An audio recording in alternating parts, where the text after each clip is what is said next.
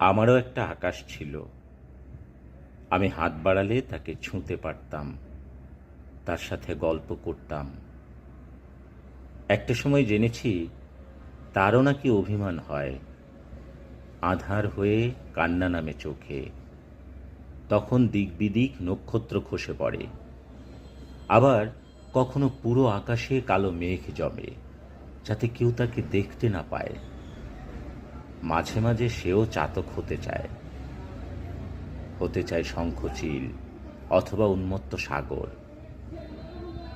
সে হতে চায় শেষ রাতের ট্রেন, অপেক্ষায় বসে থাকা কোনো প্রেয়সীর চোখের কাজল। সে হতে চায় প্রিয় মানুষের প্রিয় কোনো ভুল, হতে চায় নিশুতি রাতের হাসনা হেনার সুবাস। এত বিশালাকার হয়ে থাকা তার ভালো লাগে না, আমাকে বলে আর ক্ষোভে ফেটে পড়ে।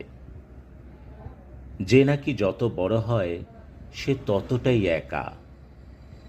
কি ভীষণ কঠিন তার দীর্ঘশ্বাস, কি ভীষণ একাকিত্ব, কি প্রকাণ্ড আর্তনাদ।